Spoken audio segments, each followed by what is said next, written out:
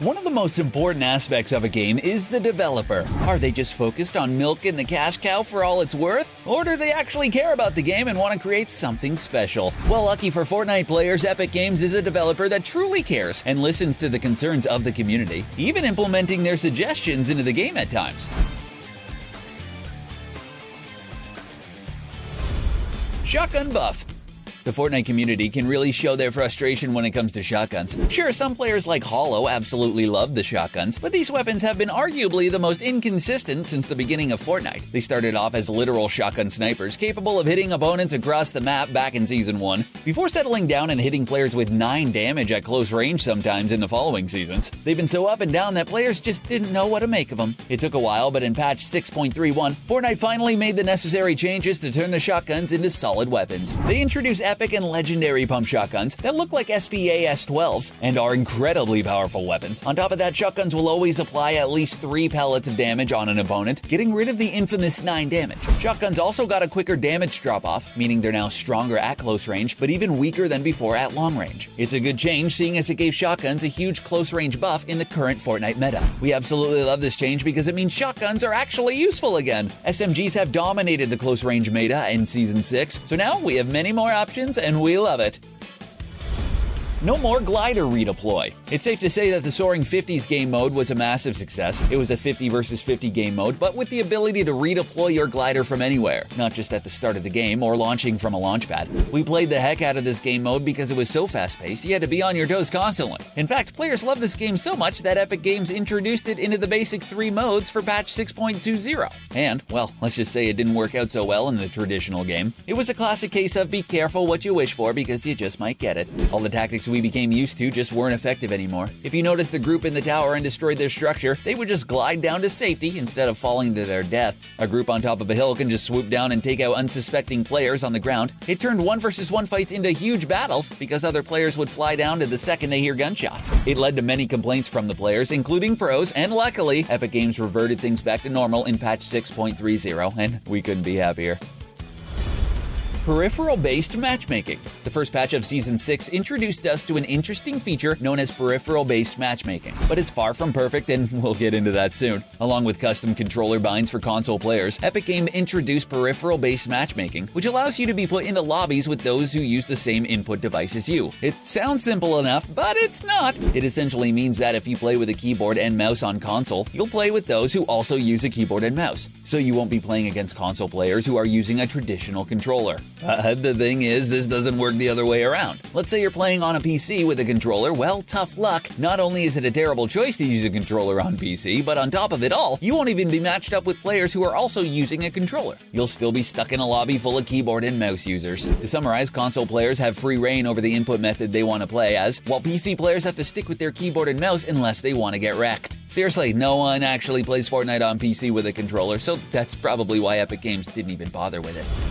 Orange Justice. Back in early April 2018, which was when Fortnite was right at its peak of popularity, Epic Games held a contest where the winner would get their emote put into the game. It was called the Boogie Down Contest and came around the time where the disco-inspired skins were released along with the Boogie Bomb. Plenty of players recorded themselves dancing for the chance for their dance to be turned into emotes in the game, meaning it would be immortalized. Well, until Fortnite isn't a thing anymore. Wait, that's a possibility?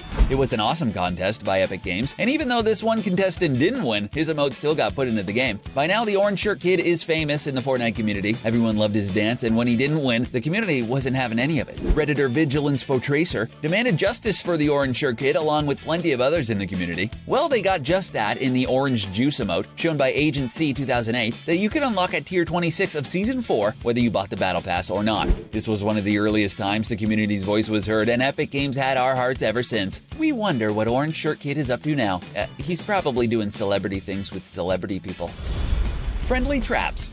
Traps have been through a lot of changes in Fortnite. We started off with the ceiling zapper and the wall dynamo, which could only be placed on ceilings and walls respectively, before getting a combination of the two in the damage trap we still have today. The damage trap can be placed on floors, walls, ceilings, your teammate's face, pretty much anywhere you could think of. The only real issue with the damage trap was that you had no way of telling whether it was your team's trap or your opponent's trap. It looked exactly the same either way, so you had two options. Either you had to risk getting hit by it, or you just avoided it altogether. We tended to avoid them unless we were 100% 100% certain they were our traps. This was a major inconvenience that could make or break a round of Fortnite, so Redditor Sokiri suggested a rather simple change that would solve everything. He suggested that friendly traps be a different color than enemy traps, so you could look up and tell right away if it's going to damage you or not. Friendly traps would have a hint of blue, while enemy traps would remain the same. It turns out Epic Games loved the idea, and in patch 3.5, it was officially introduced into the game. Haunted Hills. In the earlier days of Fortnite, the map was much more barren. Now, it wasn't a post-apocalyptic wasteland or anything like that. Think of it like a huge green plain with mountains here and there. The entire west side of the map was pretty much completely empty, with no name location other than Greasy Grove and Pleasant Park. Clearly, Epic Games had planned to expand that side of the map since it was lacking some points of interest, but they were struggling for ideas and took to Reddit. It was on the Fortnite BR subreddit where Blorfy shared his idea for a new western location called, you guessed it, Haunted Hills. Kiwi shows us how the locations look in the game, and it's pretty much exactly what Blorfy asked for. Introduced in patch 2.0 to begin Season 2, Haunted Hills began with a mansion, some ruins, and plenty of tombstones. It was as haunted as a hill could get, and included nearly everything Blorfy mentioned in his idea, except for one thing. You see, when Season 6 began, Epic Games knew it would run through Halloween, so they expanded Haunted Hills to include a huge castle with long bridges, just like Blorfy suggested. They revisited the idea, and it was a great decision, because the Haunted Hills we have today is better than ever before. Tomatohead. The remaining entries on this list are going to focus on cosmetics that were originally designed by members of the Fortnite community before Epic Games officially put them in the game. What better way to start this off than the first community-designed skin to make it into the game, Tomatohead. You can see Ninja using this skin in action, but before it got into the game, it was designed by a Redditor, because if it doesn't come from Reddit, where else is this idea gonna come from, huh? Tursu Boy created his version of the Tomatohead with, well, a skin that has a tomato as a head. The rest of it looks nothing like the official version of the skin that came out several months after the suggestion, but clearly Epic Games loved the idea, with one of their representatives commenting on the thread saying, "That's a scary good outfit idea. Definitely gives the Crackshot a run for its money with the Best Smile award." Damn right it does. The skin was later data mined in patch 3.5 and was finally released in the item shop on April 23rd, 2018. Tursu Boy was absolutely shocked when he found out that his idea made it into the most popular video game in the world, but it definitely deserved to be there. Popcorn. Season 4 was definitely our favorite Fortnite season here at CBR, and that was because the theme was Cinematic Superhero Universe. As you know, the MCU is one of our biggest obsessions, so it was great to be a superhero in Fortnite and sort of live out our fantasies. One of the staples of going to the movies is getting your hands on some of that buttery popcorn goodness. Redditor the Squatting Dog created a popcorn emote concept where your character would just whip out a bucket of popcorn and feast on it. It's a nice, simple idea that's sure to get some laughs. Get your popcorn ready! Clearly, the Squatting Dog wasn't the only one who believed this was a good idea, because in Battle Pass Season 4, the emote exactly like it was unlockable at Tier 31. Vibe shows us the emote in action, and it's exactly like the Squatting Dog's suggestion. Sure, there's a bag of popcorn instead of a bucket, and all the popcorn completely misses your character's mouth, meaning he or she isn't exactly enjoying the snack, but it's very clear that Epic Games got their idea from Reddit, and we thank them for it. It's one of our favorite emotes when we want to just sit back and enjoy the show.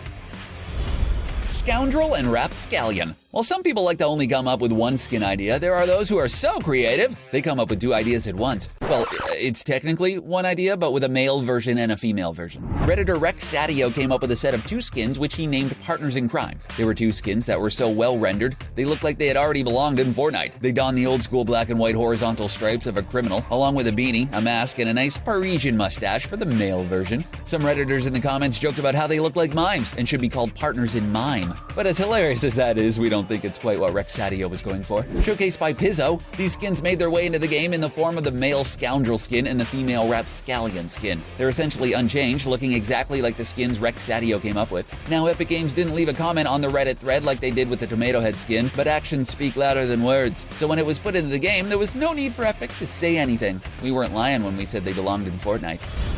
Tender Defender.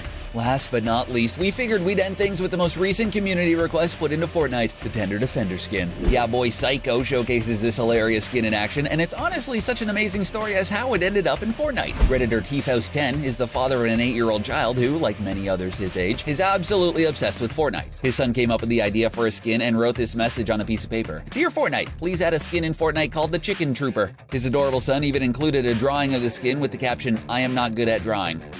Whether we believe Tfhouse10 T-Fo's10's son was a bad artist or not, fellow Redditor EtsyTurtle2 decided to create a more polished version of the skin along with the ideas for a glider, a harvesting tool, a back bling, and an emote. Talk about taking things to the next level. The exact replica of the skin suggested by T-Fo's10's son and drawn by EtsyTurtle2 was finally released in the item shop on November 23, 2018, the day after Thanksgiving. After stuffing your face and watching football all day, it was great to play as the tender defender in a game or two, or 20 of Fortnite. Who we lying? We played 50 games. Yeah, it's a problem. We're addicted.